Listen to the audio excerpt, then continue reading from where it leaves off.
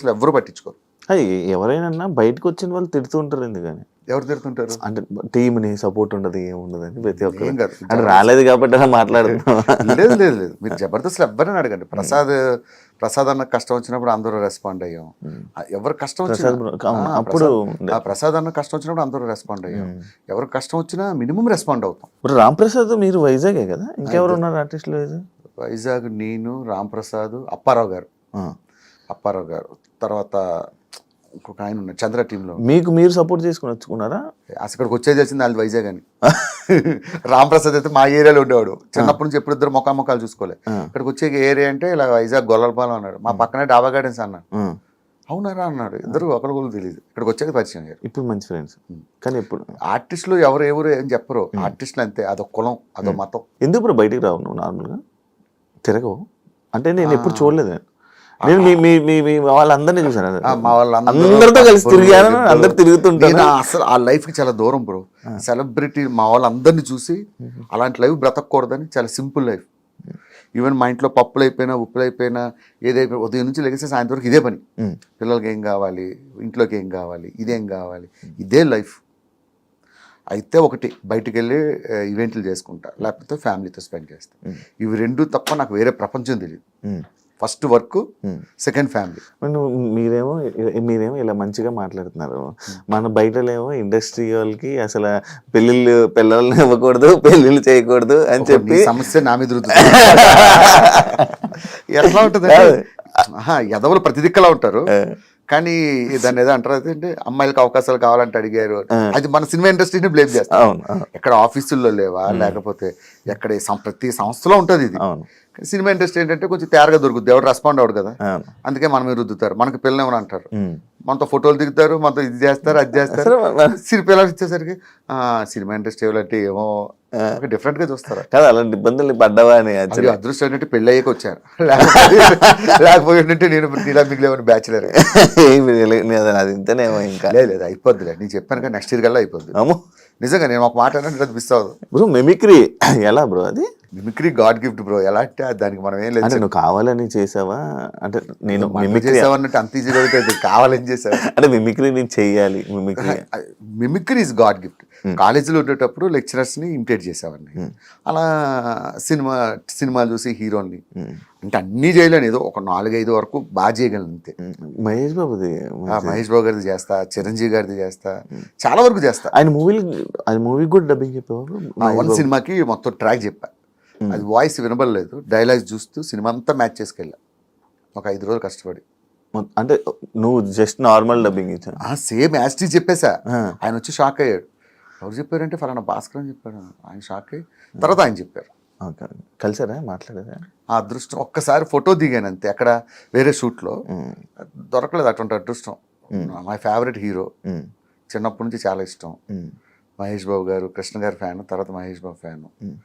వస్తుంది దేనికైనా టైం వస్తుంది చెప్పాగా. నార్మల్గా భాస్కర్ అంటే జబర్దస్త్లోకి వచ్చాక కూడా బ్రో, బుల్లెట్ భాస్కర్ కొంచెం డౌన్ఫాల్ అయ్యి మధ్యలో కొంచెం డౌన్, అంటే జనాల నుంచి వాటి నుంచి కొంచెం దూరం అయ్యి డౌన్, అంటే ఫేమ్ పరంగా కొంచెం జనాలకు దూరం అయ్యారు. ఎందుకు, రీజన్ ఏంటి బ్రో? అట్లా ఏం ఉండదు బ్రో. నాకు ఒక విషయం చెప్తా సీరియస్గా. నీ పేరేం పేరు ఇప్పుడు? యాంకర్ శివ. రేపు పొద్దున్న మెగాస్టార్తో చిరంజీవి గారితో సినిమా చేసావు, సినిమా పెద్ద బ్లాక్ బస్టర్ అయింది. నిన్ను యాంకర్ శివ అంటారా, శివ 2 అంటారా?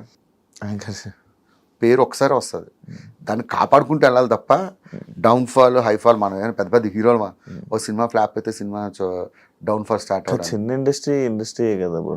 ఏం కాదు, వన్స్ పబ్లిక్ మనసులో పేరు వచ్చిందంటే అది జీవితాంతం ఉంటుంది, దాన్ని మంచిగా కాపాడుకుంటూ వెళ్ళిపోవడం. కానీ ఇప్పుడు బయట ఎప్పుడు వినలే ఇలాంటివి, అసలు పట్టించుకోను. మామూలు పట్టించుకోవాలి, అస్సలు పట్టించుకోను. నా లైఫ్ నా ఇష్టం, నాకు నచ్చినట్టు బతుకుతా అంతే. ఎవరి మాట విన్ను, ఎవరిని ఖాతరు చేయను. ఈ విషయం మా జబర్దస్త్లో ఎవరడినే చెప్తారు, నేను అసలు పట్టించుకోను. ఇప్పుడు బెట్టింగ్ యాప్స్ మీద మీకు ప్రమోషన్స్ వచ్చాయా చేయమని ఎప్పుడైనా? నాకు ఛానలే లేదు, ఇన్స్టాగ్రామ్లో అకౌంట్ లేదంటే, వీడియో చేసి పెళ్ళి అవ్వలేదంటే మీ ఆవిడ వంట ఏం చేస్తారు మంచిగా అని అడిగినట్టుంది. ఇప్పుడు నార్మల్గా ఫేమ్ ఉన్న పర్సన్స్కి ఛానల్ ఏం అవసరం లేదు, వీడియోలు చేసేసి ఇచ్చేస్తే చాలు. నేను అలా మీ దాంట్లో కొంతమంది చేసి ఉన్నారు. నేను చేస్తాను. ఎలాంటి వాటికి తెలుసా అన్న, నేను ఇక్కడ టీ షాప్ పెట్టుకున్నాను, నాకు బయట ఇవ్వమని అన్నట్టు వాడికి ఇస్తా. అన్న, నేను ఇక్కడ చిన్న హాస్టల్ పెట్టుకున్నాను, వాడికి ఇస్తా. ఎందుకు ఇస్తానంటే, అరే నా వల్ల కనీసం ఒక కస్టమర్ వాడి దగ్గరికి వచ్చినా ఐ ఫీల్ వెరీ హ్యాపీ.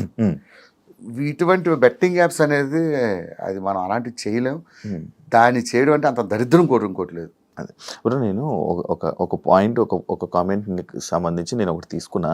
అదేంటంటే జబర్దస్త్ నటుల్ని ఇండస్ట్రీ తక్కువగా చూస్తుంది, కావాలనే అవకాశాలు ఇవ్వడం లేదు అని అంటే దానికి ఆన్సర్ ఏమి ఇస్తావు? అది వాడి అభిప్రాయం, మన అభిప్రాయం ఏం లేదు. అలా అవకాశాలు ఇవ్వకపోతే ఆది ఎలా వెళ్తాడు, గెటప్ శ్రీని ఎలా వెళ్తారు, చంద్ర వెళ్తారు, వీళ్ళంతా సినిమాలో చేస్తున్నారు కదా.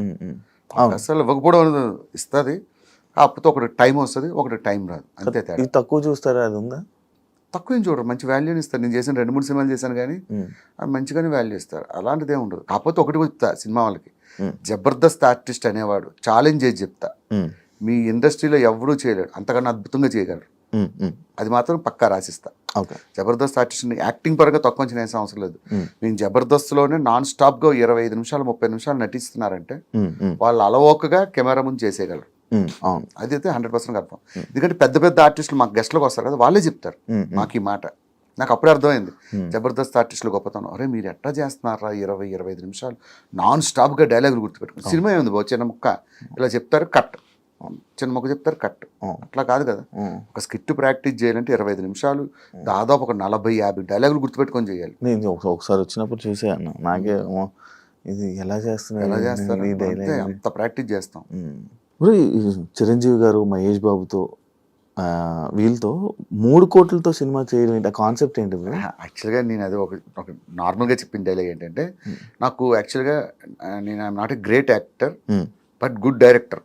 స్క్రిప్ట్ పరంగా నేనే రాసుకుంటా, డైరెక్షన్ విషయంలో నేను మంచి టాప్, ఎవరిని ఎట్లా మౌల్డ్ చేయాలి, ఎట్లా తీయాలి అనేది నాకు బాగా అవగాహన ఉంది.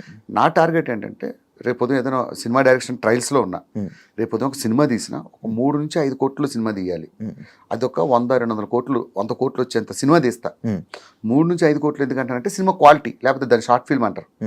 సో ఆ క్వాలిటీ పెట్టి సినిమా తీసి 5 కోట్లు ఒక 100 కోట్లు కొట్టే సినిమా తీయాలని నా టార్గెట్. ఫ్యూచర్లో కూడా అంతే. చిరంజీవి గారిని పెట్టా నేను 5 కోట్లని సినిమా తీస్తా. నువ్వు చిరంజీవి సినిమాని వస్తావా, సినిమాకి చిరంజీవి 100 కోట్లు పెట్టాడని వస్తావా? అంతే చాలు. సినిమాలో దమ్ము ఉండాలి, కథలో దమ్ము ఉండాలి, డైలాగ్స్లో దమ్ము ఉండాలి, సినిమా సూపర్ డూపర్ హిట్ అవుద్ది. అంతేగాని చిరంజీవి గారు 100 కోట్లు సెట్ వేసి ఒక ఫైట్ చేశారంటే ఫైట్ కోసం వెళ్తాను. నా టార్గెట్ చెప్తున్నా, నా ఫ్యూచర్. రేపు ఉదయం ఫ్యూచర్లో నేను డైరెక్టర్గా సక్సెస్ అయినా కూడా వీళ్ళతో కూడా అలాంటి బడ్జెట్లో సినిమా తీయాలని నా కోరిక. అంతే. మీ డైరెక్షన్ ఇష్టం? చాలా ఇష్టం. మరి నేను జబర్దస్త్ చేసేది అదే కదా. అదే మరి ఎందుకు బ్రో బయట ఏం చేయలేదు, ఒక డైరెక్షన్ చేయాలని లేదా? లైక్ మన వేణు ఉంది, చెప్పాను కదా, ఇండస్ట్రీలో ఎవరికైనా దేనికి నువ్వే 5 సంవత్సరాలు 6 సంవత్సరాలు ఎంత స్ట్రగుల్స్ పడ్డావో నాకు తెలుసు. దేనికైనా టైం వచ్చినప్పుడు ప్రతిదీ దేవుడు పెడతాడబ్బా. అది పెట్టేంత వరకు నువ్వు ఎంత పరిగెత్తినా అవ్వదు. ఈ టైంకి ఇది జరగాలని దేవుడు రాసి పెడతాడు, అది జరుగుద్ది అంతే. కథలు రాస్తావా? బోల్డ్ కథలు రాస్తుంటా.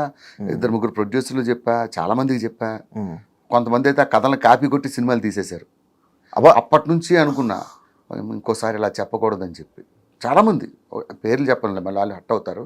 నేను చెప్పిన కథలు విని సేమ్ చిన్న చిన్న చేంజెస్ చేసి సినిమాలు తీసేసుకున్నారు. ఆ 2-3 సినిమాలు హిట్ అయ్యాయి. అప్పటి నుంచి అనుకున్నాను, కనిపించిన ప్రతి ఏదోకి కథలు చెప్పకూడదురా బాబు, ఈసారి పక్కాగా ఒక జెన్యూన్ ప్రొడ్యూసర్ నమ్మకమైనట్టు దొరికితేనే చెప్పాలని చెప్పి డిసైడ్ అయ్యాగా. అంటే ఇప్పుడు ఇండస్ట్రీలో జరిగే ఫేక్ సినిమాలు స్టోరీలు అంటే ఇది మా కథ ఇది మా కథ అని అంటారు, అంటే నిజమే? అది నిజం. మరి నేను చెప్తున్నాను ఎగ్జాంపుల్, నేను చెప్పింది తీసి అటు ఇటు మార్చి తీసేసాడు ఆ సినిమాలు.